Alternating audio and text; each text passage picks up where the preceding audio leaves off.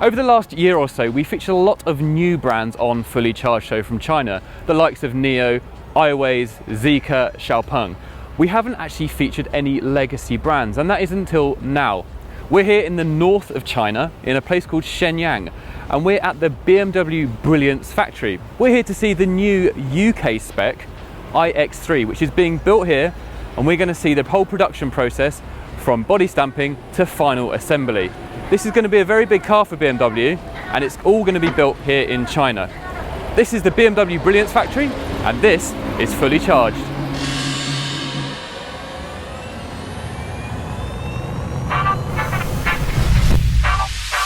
Don't forget to subscribe and enter to be in the chance to win in our great EV giveaway, where you could win one of 4 electric cars. Yeah.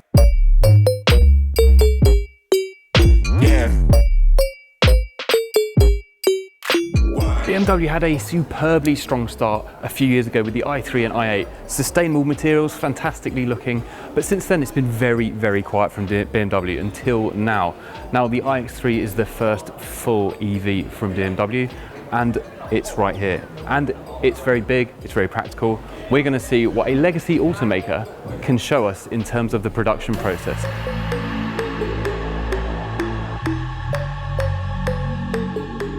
So we're here at the BBA plant, and this plant has only been here for a few years, I think less than 10 years. And this is the plant that's going to be producing the global BMW iX3. So that's the battery electric version of the X3 that BMW produced, and they're all going to be produced in this factory here by these robots. And today we're going to see the UK version actually being produced, which will be shipped to the UK in just a few months.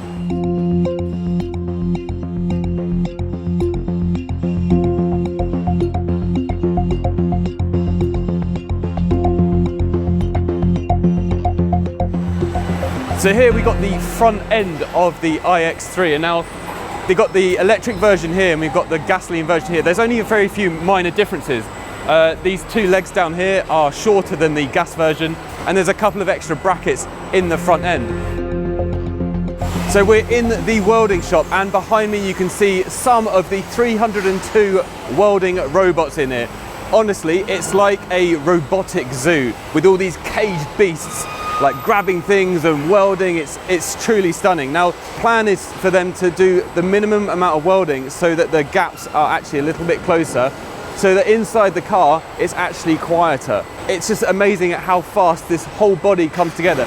Now, this is where it really actually becomes a car. So this is where the front end, the rear end, and the bottom are joined up. Now, I've been told that the tolerances in this factory are within 0.02 millimeters on most things, but on some it's 0.05 millimeters. And you can only really do that with this zoo of robots. There you go, it's already looking like a car. Now, the biggest difference between the ICE vehicle and the EV vehicle really starts here. So this is the side panel, as you can see, and this is what holds the battery. So this is slightly different between both cars, obviously. Now, as you can see, it's been welded in here. This is hot press steel. And later we'll see the actual battery pack going in. So we're actually starting to see the differences in the BEV and the ICE vehicle really coming to fruition. Now, there's a lot of activity behind me with welding and the sparks flying. The thing I want to tell you is there's a machine here called the flow drill system, which does up to 7,000 screws per minute. That's about 120 per second. It's obviously not doing that here at the moment, but the capacity of some of these machines just staggers.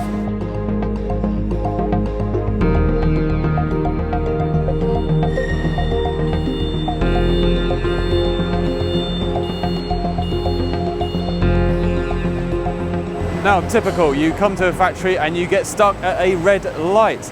Now, this is the next stage of the process. The subframe is going to get shipped over here behind me, and then it's going to get flipped in the air, and we're going to get the top, and the shell is going to be made. Now, interestingly, I just want to tell you one thing about this, is that the stamping of this has a stamping machine with a pressure of 10,300 tons. That's the weight of the Eiffel Tower on the stamping press. What?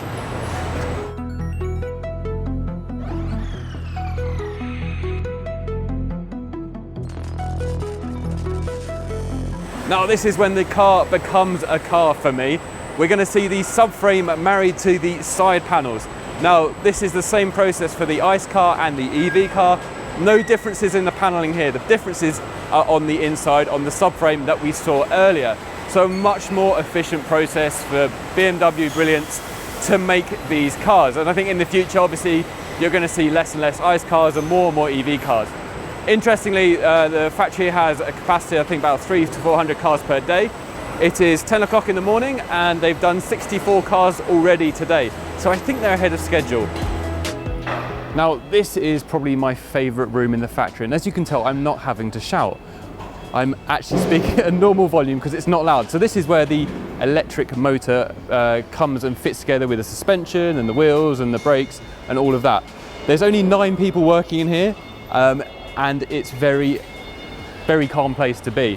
Now, just over here we have the kind of subframe, and that's where the electric motor gets inserted into the subframe. The electric motor is shipped from Germany, so they're all made in Germany and then shipped over to China, where they get married up to the components here. So the 9 people working on this line are along here, and they're just quietly putting it all together. Very different from an ICE kind of factory, I think. Got to be careful not to bang my head. And then down here, it's kind of the final part where they're installing the brakes and the wishbone and some of the suspension as well. Now, one interesting part is this machine over here, which looks terrifying, but it's actually just doing the wheel alignment and making sure everything's set up properly. I've been told it's a very big and expensive machine, but it's quietly whirring away in the background while it does its work. And I think this line does have the capacity to grow in the future. You know, it's only doing about, I think, 9 or 10 units per hour, but I think in the future they definitely have capacity to expand. It's just so nice to be in a factory space which is calm and quiet.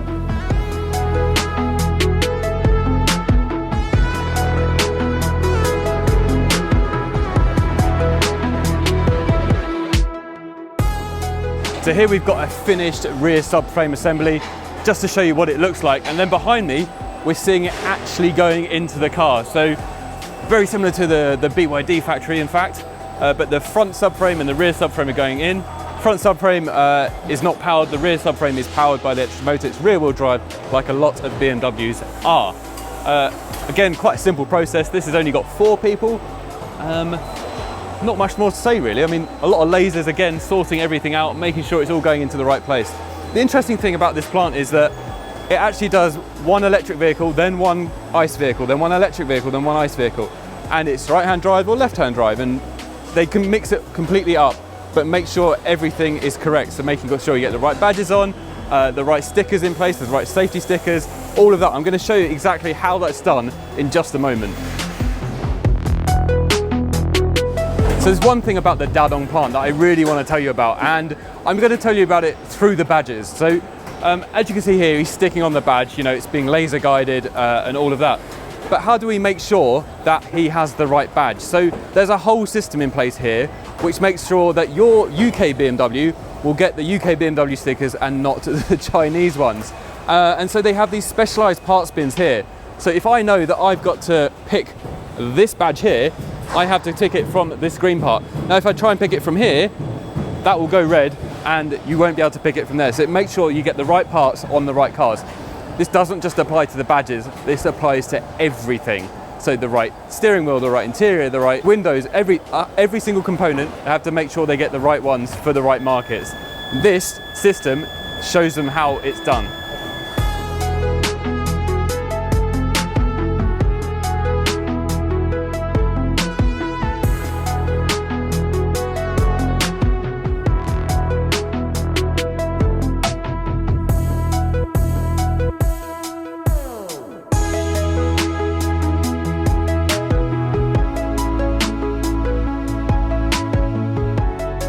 Now this is the end of the body shop line, and this is where the mega robots finished. However, there are these robots, these ones which are driving around by themselves, kind of doing this dance around each other as they come into the final part of the assembly line. Now, this is where the workers actually get involved and all of the body panels go on. So the door, the boot, the bonnet, everything to finish off the bodywork of the car before it goes off to painting. Very, very exciting and very interesting at how automated this whole production line is. There are actually very, very few people in this space. We've only seen a handful of workers today.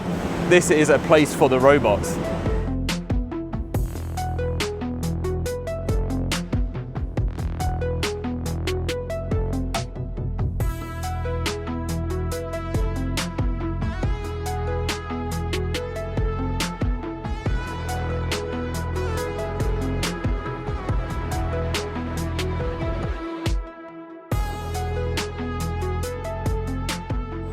Now, what you're about to see behind me is the whole body and the battery coming together.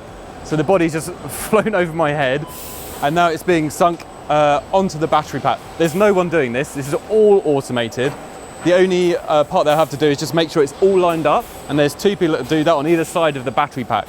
So this is actually an 80 kilowatt hour battery pack with an WLTP range of 285 miles. So pretty good actually, but it must be pretty heavy as well, being 80 kilowatt hours. So we're going to see it here. These guys just getting the screws in, making sure they're ready to go into the bottom of the body. And then it's really simple. It literally just goes up and goes in. Now, there's a lot of lasers and technology and AI at work here. And there's actually a screen up there which will tell them exactly when all of the, I think it's 18 screws have gone in to the bottom. So here we go, it's going up. And it makes sure it's in place and in alignment. And then the screws are going in now. And that's it, it's done. That was it. That will come down now. I think on this screen over here, it'll just show up here, if they're in the right place, the green LEDs will come up. So I think the lasers are checking it now. Yep, all those screws are good. Oh, sorry, bolts, not screws. They're done. So now it can move away, and it can move on to the next stage in the production process.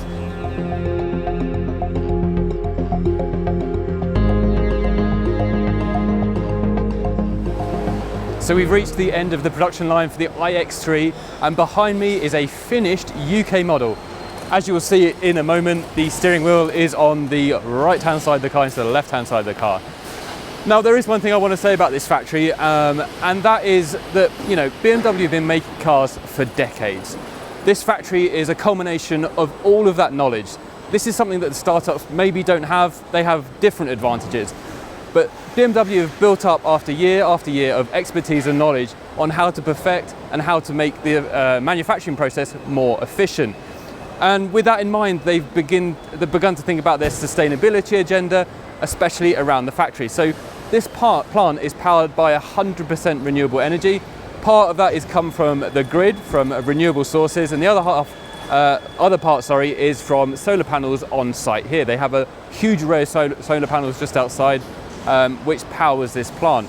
They've reduced their energy consumption by 20% from 2014, and there's recycled water on site. So they reuse about 90% of the water on site during the whole manufacturing process.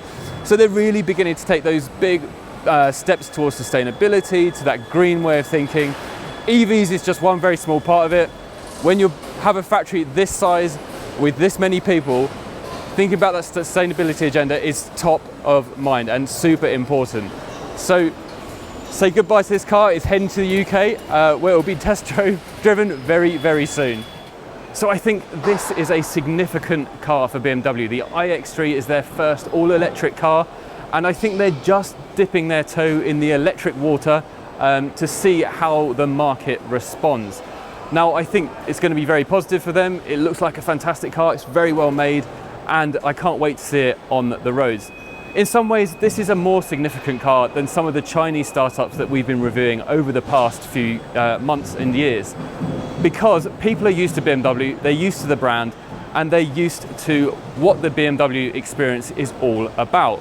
So I think this car is so much more significant because it's going to be that transition from maybe a BMW ICE car into their first EV car. Now, the BMW doesn't really push out in terms of like interior functionality or features in a huge way, but that's exactly what they need to do to help this transition.